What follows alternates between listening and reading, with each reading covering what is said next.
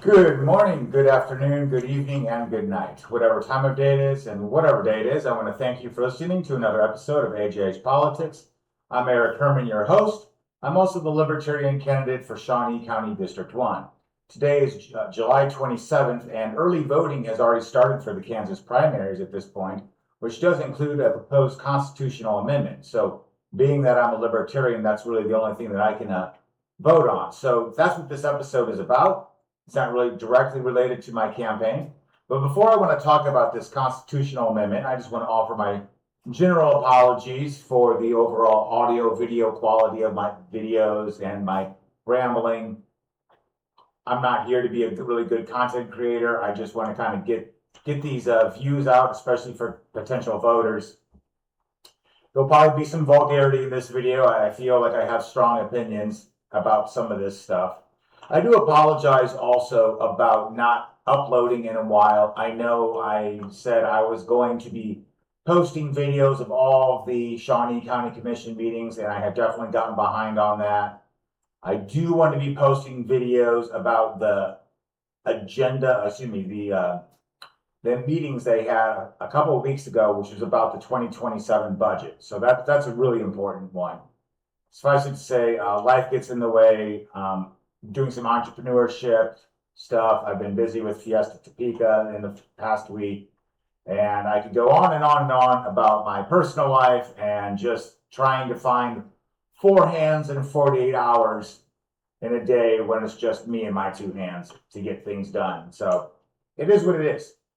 So let's talk about this amendment. So basically, what is this amendment? Well, this is a constitutional amendment that I believe it needs to get a majority of the people's votes, and then it becomes a part of the Kansas Constitution that basically lets Kansas voters vote for the Supreme Court judges, or the Kansas Supreme Court judges, I should say.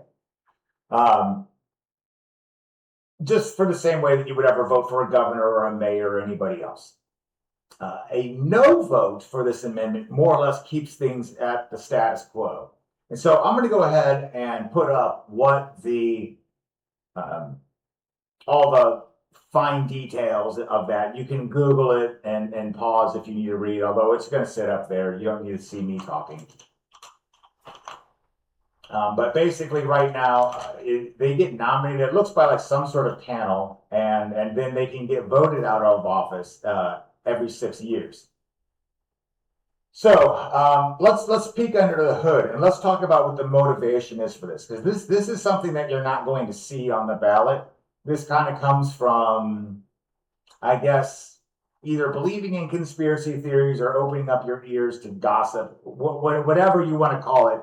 What is the word on the street, whether you believe it or not, as far as who is in charge? Like who got this on the ballot? Like, how did this language get on this ballot that people are voting for? What was their motivations? And basically, it's a super PAC, a conservative super PAC that basically they pulled whatever strings or got whatever signatures that they needed to do. They organized it to get this language on there with the idea that what they want is that because Kansas is more or less a red state, you would think that we would elect conservative judges, and then those conservative judges would interpret the laws some way, somehow, so that way abortion becomes illegal and we become a pro-life state. The other reason is basically to defund public education. So let's talk about those two issues and where my opinions are on that. I've talked about both of these issues already, but let's go ahead and tackle abortion first. I am politically pro-choice, and I am politically pro-choice because I do not like the idea of the government making decisions about people. I do believe that abortion is a sin. I do believe that it is wrong.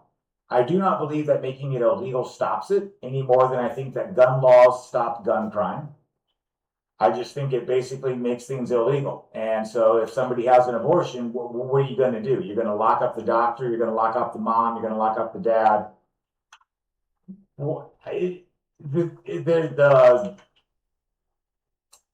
It's not that I want abortions.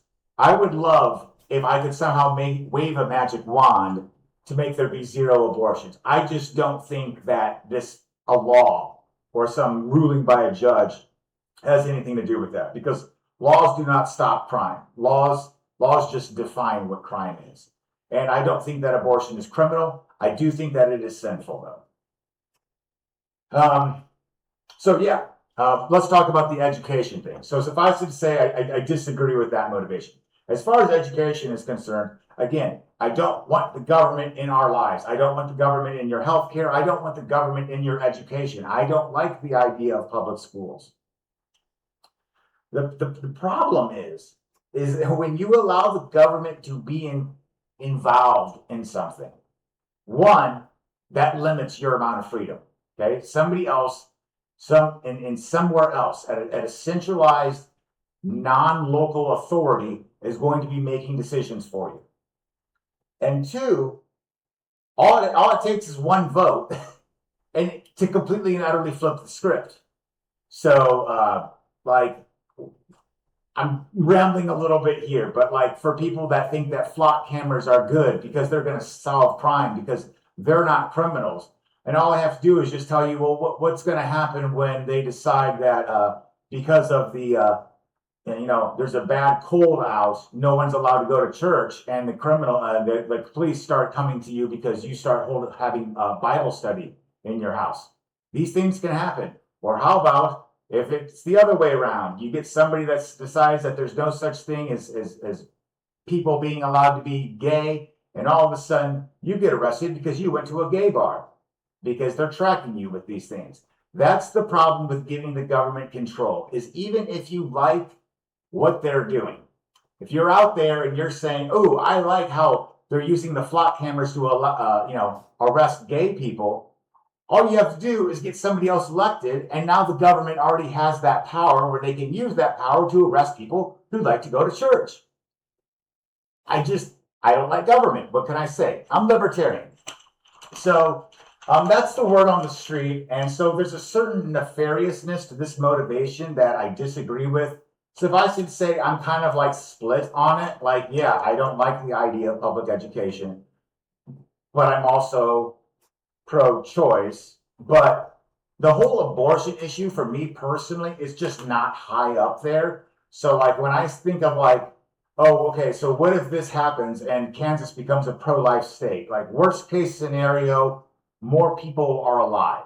Like that's the worst thing that could happen.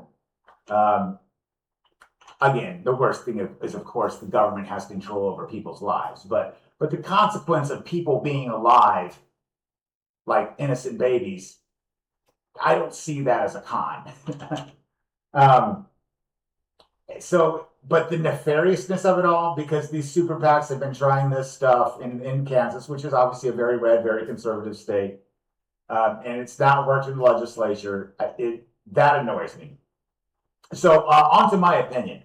So my opinion right now I wrote this script that I followed. I actually just got back from early voting.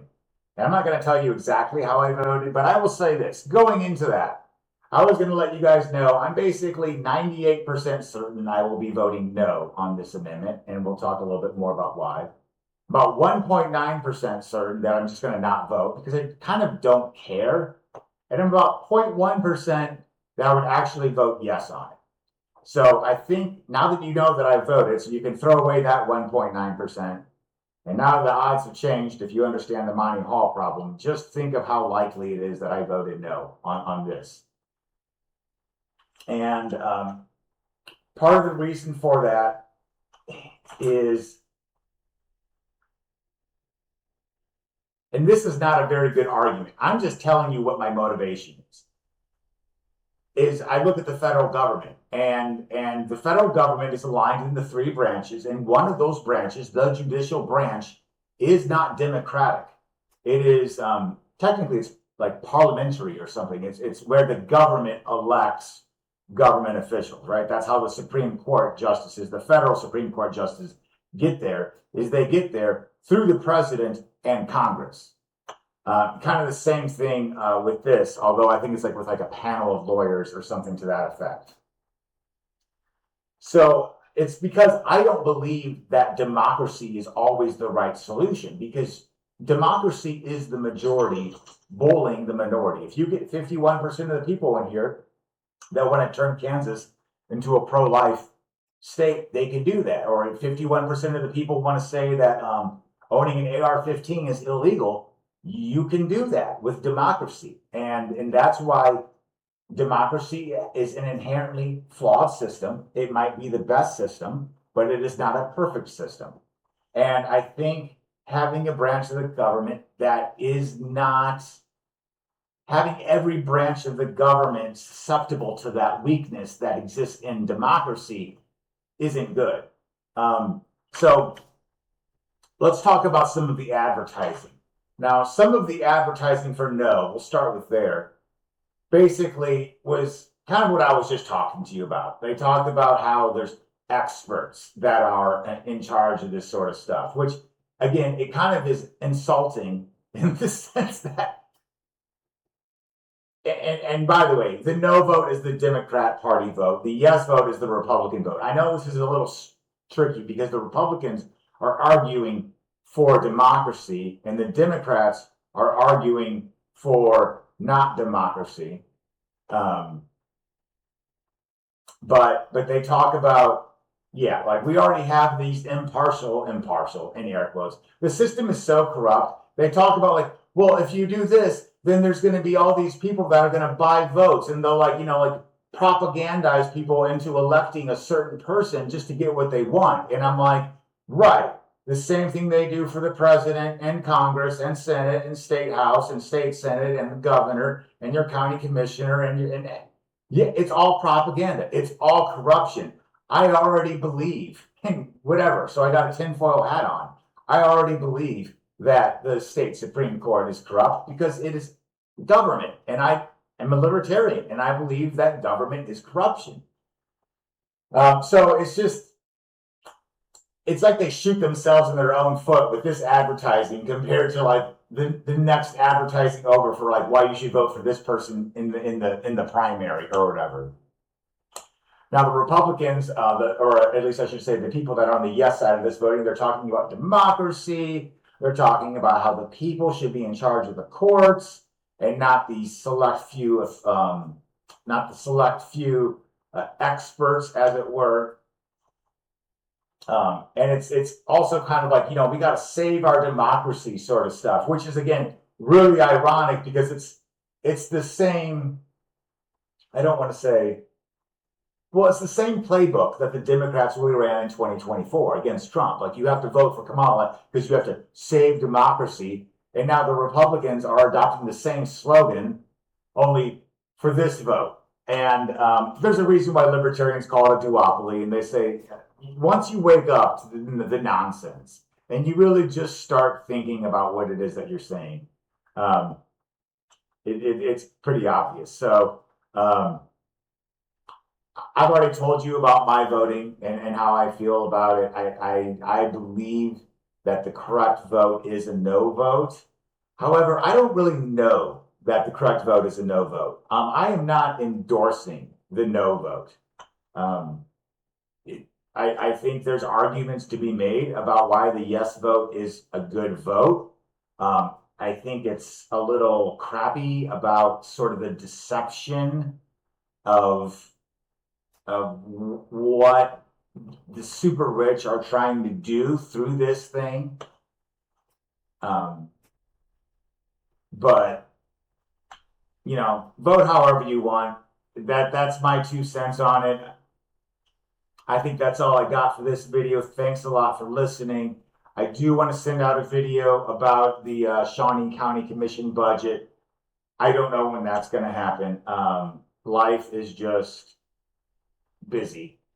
And after these primaries, I do have some other video ideas that I want to do that aren't really directly related to my campaign, but just about libertarian votes throughout Shawnee County and also statewide, because I know that we don't have the Libertarian Party does not have anyone running for governor.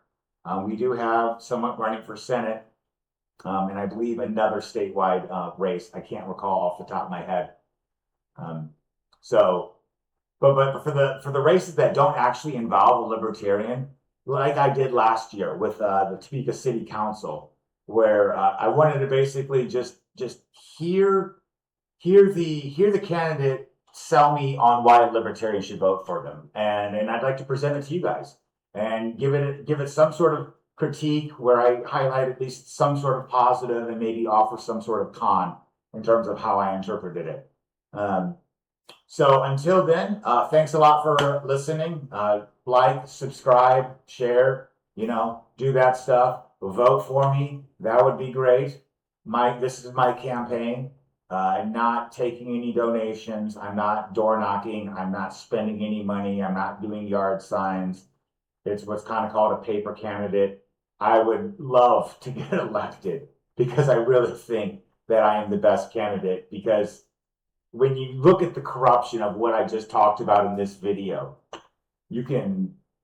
it's just hard for me to trust that you could be the most bestest, most virtuous human being, father, son, mother, daughter, co-worker, like whoever you are that's also running out there. But when you run as a Republican or Democrat, I just feel like there's an inherent selling of the soul to the devil. And I know I'm kind of accusing people that I've never met of being guilty of something that I have no evidence to prove. It's just, I don't like the system in the direction that it's heading. And I think the best way for America to change that is to stop voting for Republicans and Democrats, because we've been doing it for over 100 years. And look at the direction our country has been going since. So anyway, until next time, peace out.